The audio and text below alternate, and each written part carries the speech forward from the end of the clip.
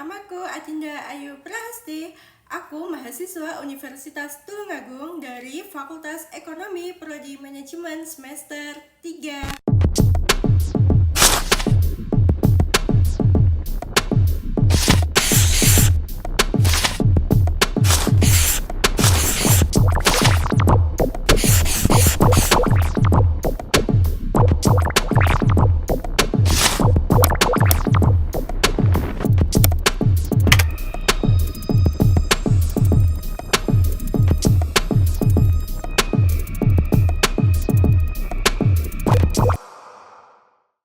Selamat datang di video pembelajaran mata kuliah akuntansi biaya. Pada video kali ini, kita akan mengulas sesuatu yang sangat fundamental tapi sering disepelekan oleh pelaku usaha kuliner, terutama UMKM. Topik kita hari ini adalah perhitungan biaya untuk produk sampingan dan produk gabungan. Mengapa sih ini penting? Karena banyak pengusaha sukses menjual, tapi saat ditanya berapa keuntungan bersihnya, mereka justru bingung. Padahal, kunci keberlanjutan sebuah bisnis bukan hanya pada seberapa besar omsetnya, tapi pada seberapa akurat kita menghitung biaya produksinya. Nah, sebelum kita turun ke dapur dan melakukan demo, saya ingin menjelaskan dulu teorinya agar kalian punya fondasi yang kuat. Kita akan membahas dua istilah krusial dalam akuntansi biaya manufaktur. Yang pertama, produk gabungan atau joint products. Apa sih itu? Secara sederhana, ini adalah produk-produk yang dihasilkan secara bersamaan dari satu bahan baku yang sama dan melalui satu proses produksi yang sama. Titik di mana produk-produk ini terpisah disebut sebagai split off point atau titik pemisahan. Contoh gampangnya, di industri peternakan, seekor sapi dipotong, hasilnya adalah daging khas dalam, daging iga, dan tulang. Semuanya berasal dari satu sapi yang sama. Dalam konteks makanan ringan yang akan kita bahas nanti adalah keripik pisang rasa original yang kemudian dibumbui matcha dan coklat adalah contoh produk gabungan. Mereka lahir dari satu penggorengan pisang yang sama. Dan yang kedua, produk sampingan atau by-products. Ini adalah produk yang juga dihasilkan bersamaan dari proses yang sama, namun memiliki nilai jual yang jauh lebih kecil dibandingkan produk utamanya. Kunci di sini adalah nilai jualnya minor. Kembali lagi ke contoh sapi, dagingnya adalah produk utama, tapi kulit atau tulangnya bisa dijadikan produk sampingan. Dalam bisnis keripik, remahan atau potongan kecil yang tidak muat di kemasan utama biasanya dianggap sampah. Padahal, jika kita kelola dengan benar, ini adalah produk sampingan yang bisa mendatangkan uang. Sekarang, pertanyaan besarnya adalah, bagaimana sih membagi biayanya? Dalam akuntansi, biaya-biaya yang terjadi sebelum titik pemisahan disebut biaya gabungan atau joint cost. Biaya ini atau bahan baku, tenaga kerja, overhead tidak bisa ditelusuri langsung ke salah satu produk saja karena memang dipakai bersama. Kita harus menggunakan metode alokasi untuk membaginya. Metode yang paling umum adalah metode nilai penjualan pada titik pemisahan atau metode satuan fisik atau berdasarkan berat atau volume. Sementara untuk produk sampingan, perlakuannya berbeda. Ada dua pendekatan utama. Yang pertama, menganggap pendapatan dari produk sampingan sebagai pengurang biaya produksi. Ini artinya, uang hasil jual sampah dipakai untuk membayar biaya pembuatan produk utama. Metode ini paling disarankan untuk UMKM karena membuat HPP produk utama jadi lebih rendah. Yang kedua, menganggap pendapatan produk sampingan sebagai pendapatan lain-lain. Nanti di demo bagian kedua, kita akan menggunakan pendapatan pertama menjadi produk sampingan sebagai penyelamat biaya agar kalian bisa melihat dampaknya langsung ke angka HPP. Kali ini, saya mau cerita sedikit tentang proses R&D atau riset dan pengembangan produk keripik pisang coklat ini. Kenapa sih saya memilih varian matcha dan coklat? Pasarnya keripik pisang itu sangat saturated. Kalau cuma jual yang original, manis, gurih, harganya akan tertekan. Jadi, saya melakukan R&D untuk mencari value added atau nilai tambah. Saya coba berbagai bubuk, mulai dari keju, balado, sampai rasa berat. Ternyata, dua rasa yang punya margin terbaik dan paling disukai pasar anak muda sekarang adalah matcha untuk rasa yang unik dan segar, serta coklat untuk rasa klasik yang everyone loves. Tantangan R&D-nya ada pada tekstur. Kalau keripiknya terlalu tebal, saat diberi topping matcha, rasanya pahit. Kalau terlalu tipis, dia hancur saat diaduk dengan coklat leleh. Butuh puluhan kali penggorengan sampai saya menemukan ketebalan pisang yang pas, yaitu sekitar 2 mm. Saya juga menggunakan pisang kepok yang matang sekali tapi masih keras, agar tingkat kemanisan alaminya tinggi dan kita tidak perlu terlalu banyak gula pasir. Oke, untuk proses produksinya, adonan pisang yang sudah diiris tipis dan siap digoreng, semua ini digoreng dalam satu wajan besar. Ini termasuk dalam proses gabungan. Bahan bakunya sama, minyaknya sama, orangnya yang menggorengnya sama juga. Setelah matang, keripik saya tiriskan sampai dingin. Disinilah titik krusialnya terjadi. Dan saat melakukan penyortiran, keripik yang utuh bentuknya bagus. Standar untuk kemasan premium saya taruh di tin wall ini. Sementara untuk keripik yang patah, ukurannya terlalu kecil atau gosong sedikit, kalau saya masukkan ini ke kemasan tin wall 10.000, pembeli pasti komplain.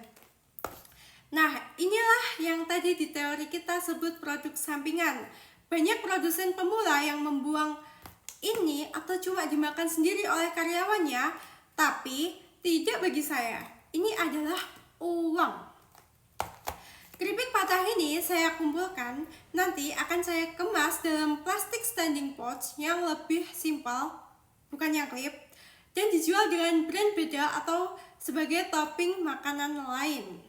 Kita lanjut ke produk gabungan. Keripik utama yang sudah dingin saya bagi 2 setimbang beratnya. Sebagian saya taburi dengan bubuk matcha premium yang sudah saya campur dengan gula halus teknik khusus agar meresap. Sebagian lagi saya proses dengan coating coklat cair. Kedua produk ini, matcha dan coklat, lahir dari satu rahim yang sama. Tapi sekarang mereka punya identitas dan biaya produksi tambahan yang berbeda. Sekarang, mari kita berhenti sejenak dan masuk ke angka-angka. Ini bagian yang paling penting untuk menentukan HPP saya.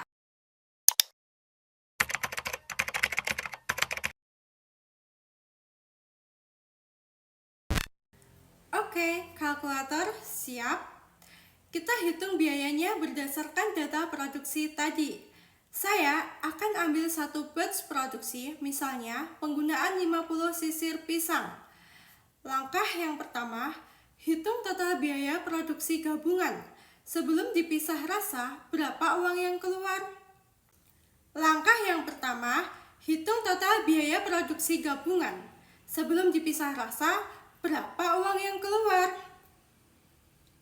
Untuk bahan bakunya, ada pisang, minyak, dan coklat. Senilai 200.000. Tenaga kerja, goreng dan mengaduk 75.000. Overhead, gas dan listrik 25.000. Total biaya gabungan adalah 300.000. Dari biaya 300.000 ini menghasilkan 8 kg keripik utama, siap jadi matcha dan coklat. 2 kg keripik patah, produk sampingan. Langkah yang kedua, hitung pendapatan produk sampingan. Keripik patah 2 kg ini saya jual. Karena kemasannya murah, saya jual murah. Katakanlah 10.000 per kilogram. Total penjualan sampingan 2 kg dikali 10.000 sama dengan 20.000. Sesuai teori tadi atau metode pengurang biaya, uang 20.000 ini kita pakai buat mengurangi beban biaya produksi utama. Jadi, biaya bersih produksi produk utama adalah 300.000 dikurangi 20.000 sama dengan 280.000. Rasakan bedanya. Kalau saya buang keripik patah tadi, saya harus menanggung biaya penuh 300.000. karena saya jual biayanya turun jadi 280.000. Langkah yang ketiga, alokasi biaya ke matcha dan coklat. Kita punya 8 kg keripik utama. Saya bagi rasa 4 kg matcha, 4 kg coklat. Karena beratnya sama, kita bagi biayanya 50/50. Masing-masing rasa menanggung 280.000 dibagi 2 sama dengan 140.000 rupiah. Langkah yang keempat, tambahkan biaya bahan khusus atau R&D cost. Ini biaya tambahan setelah titik pemisahan. Untuk matcha, saya pakai bubuk matcha atau coklat matcha yang mahal atau premium. Biaya tambahannya 40.000. Total biaya 4 kg matcha sama dengan 140.000 ditambah 40.000 sama dengan 180.000. Untuk coklat, saya pakai DCC atau Dark Chocolate Compound. Biaya tambahannya 50.000 karena coklat relatif lebih mahal ya guys. Total biaya 4 kg coklat sama dengan 140.000 ditambah 50.000 sama dengan 190.000. Dan langkah yang kelima, hitung HPP per kemasan. Saya menggunakan kemasan tin wall ukuran 100 gram. 4 kg sama dengan 4.000 gram. 4.000 gram dibagi 100 gram sama dengan menghasilkan 40 kemasan per varian rasa. Mari kita hitung HPP per kemasan. Untuk varian matcha, total biaya Rp180.000 dibagi 40 bungkus sama dengan 4.500. Lalu ditambah biaya kemasan plus stiker sama dengan Rp500. Total HPP matcha sama dengan Rp5.000. Dan untuk varian coklat, total biaya Rp190.000 dibagi 40 bungkus sama dengan Rp4.750. Tambah biaya kemasan dan stiker sama dengan Rp500. Total HPP coklat sama dengan Rp5.250. Nah, ini baru HPP produksi pabriknya. Tapi berapa HPP akhir yang saya pegang sebelum barang keluar toko? Jangan lupa, masih ada biaya operasional tak langsung seperti biaya saya ambil barang ke produsen, biaya listrik toko, biaya promo di media sosial, dan biaya pengemasan rusak. Saya patok biaya operasional ini sebesar Rp2.000 per kemasan. Jadi, total HPP penjualan atau cost of goods sold yang saya pakai untuk menentukan harga jual adalah HPP pabrik atau ambil yang rata-rata sekitar 5.125 ditambah opsional 2.000 sama dengan sekitar Rp7.000. Inilah angka yang tadi saya sebutkan di awal. HPP saya adalah 7.000. Dari sini saya tentukan harga jual Rp10.000. Kenapa 10.000? Karena itu adalah harga psikologis yang pas untuk market segmen menengah untuk keripik dengan varian rasa premium seperti matcha dan coklat. Sekarang, mari kita hitung keuntungan bersihnya. Harga jualnya Rp10.000, HPP totalnya Rp7.000, keuntungan atau margin Rp3.000. Benar, keuntungan saya per kemasan hanya Rp3.000. Banyak orang yang mungkin bilang, wah cuma Rp3.000. Tapi coba bayangkan, dengan perhitungan biaya yang akurat, termasuk memanfaatkan produk sampingan tadi, saya bisa menjaga margin Rp3.000 ini tetap aman. Kalau saya tidak menjual keripik patah atau produk sampingan, HPP saya bisa naik ke atas Rp7.000 dan margin saya bisa jebol di bawah Rp3.000 saja. Bisnis keripik itu bisnis volume. Kita jual 1.000 kemasan, profitnya bisa 3 juta. Jual 5.000 kemasan, profitnya 15 juta. Kunci keberhasilannya bukan di menaikkan harga jual semata, tapi di efisiensi biaya produksi. Disinilah pentingnya memisahkan biaya produk gabungan dan menjual produk sampingan. Jadi intinya teman-teman, kenali produk sampinganmu dan jangan biarkan jadi limbah. Hitung biaya tambahan atau R&D bumbu secara terpisah untuk setiap varian rasa. Pastikan margin kotor kamu cukup untuk biaya operasional dan memberi laba yang wajar.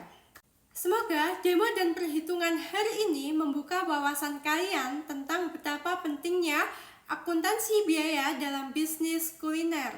Kalau kalian suka dengan video edukasi bisnis seperti ini, jangan lupa like, komen, dan subscribe. Share video ini ke temanmu yang punya bisnis keripik atau kuliner rumah lainnya. Sampai jumpa di video berikutnya. Terima kasih.